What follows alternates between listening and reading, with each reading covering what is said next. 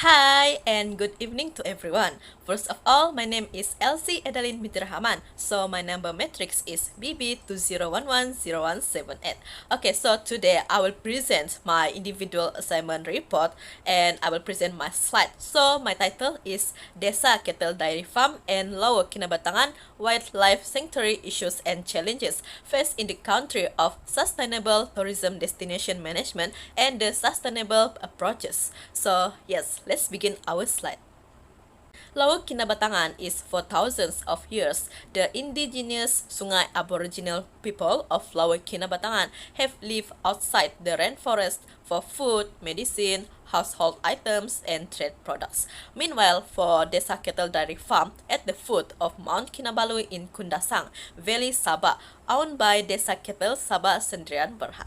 Okay guys, so we go to the background. Okay, so the background of the Desa Cattle Dairy Farm is this place has been dubbed Sabah, Little New Zealand, and reminds us of the famous dairy farms on New Zealand's soil. Okay, so the real attraction is the cattle farm, which produces around 900,000 liters of milk per year. So the farm costs approximately 199 hectares, and the majority of the cows are of the Holstein Friesian breed, the highest milk producing breed of all cattle breeds. So fresh milk in original and chocolate flavors is available for sales at the lobby. So Desa Dairy Farm offering a very affordable price for its entrance prices for its entrance fees, which is 5 ringgit for adults and 4 ringgit per entry for children. Okay, so the operation hours for the Desa Dairy Farm is from 8 a.m. to 5 p.m. every day.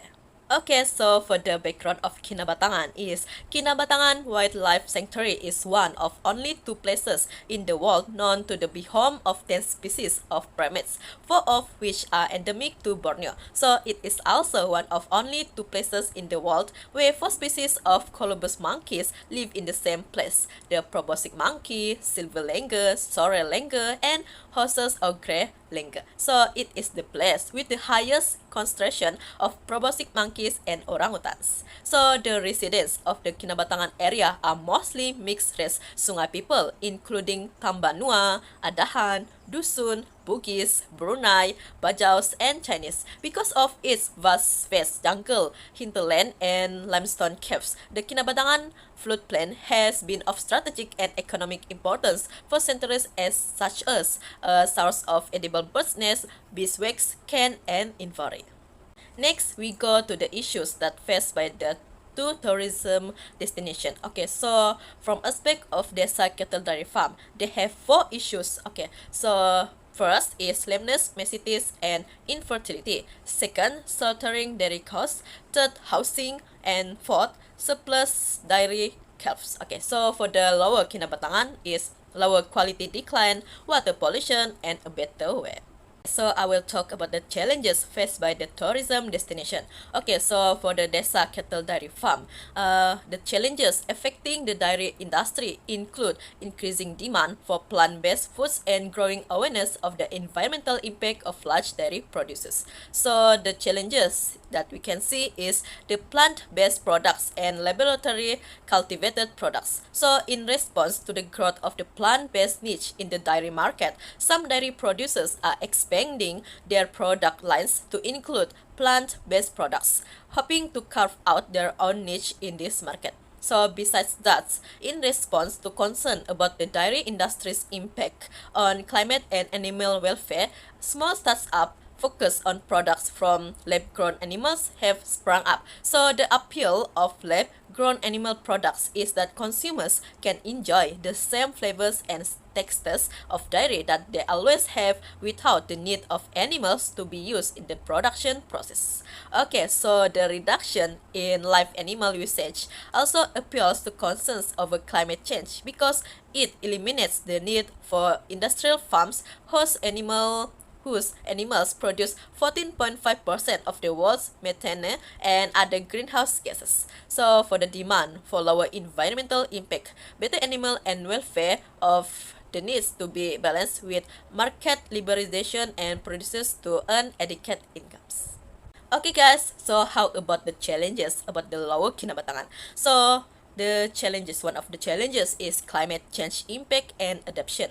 So habitat loss and climate change can act synergistically, amplifying their negative impacts on biodiversity. Orangutans in Kinabatangan eat mostly fruit. Okay, so declining natural food sources during prolonged drought could starve orangutans and exacerbate human-wildlife relationships. So it increased periods of drought negatively impact tree survival, while warmer temperatures negatively impact fish by being associated with disease spread.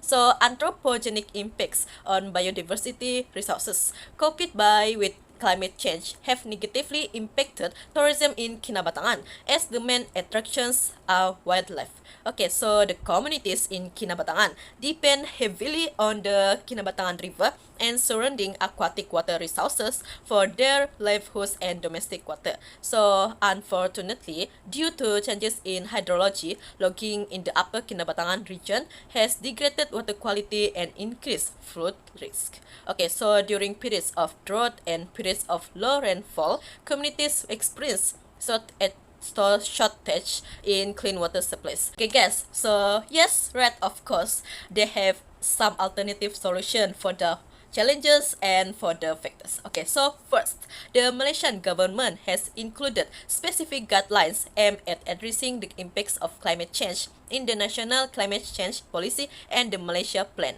Okay, so it increasing public energy efficiency and reducing greenhouse gas emissions.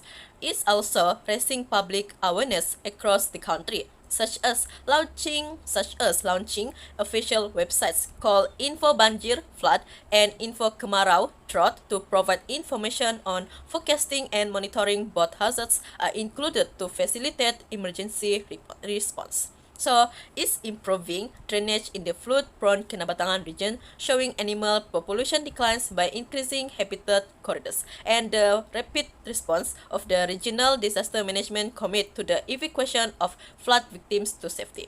So, by laws regulating and monitoring such as practices, and second, by creating market incentives. In conclusion, so WWF envisions a global market where all dairy products are produced as sustainable as possible. By working to engage dairy farmers, cooperatives, companies, and others in promoting the use of sustainable practices, WWF aims to transform the milk production industry. Okay, so the unsustainable land use development such as oil palm cultivation, which requires large areas of land, has resulted in several parts of the interior having to face the threat of forest extinction and increased deforestation such as in Sabah, Lower Kinabatangan in the state.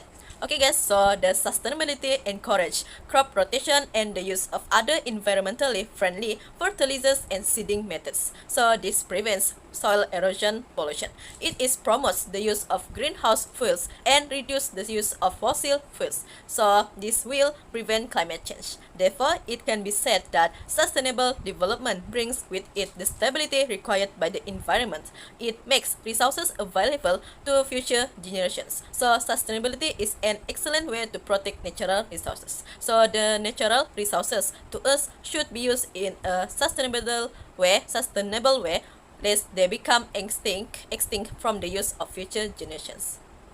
So that's all from me. Thank you.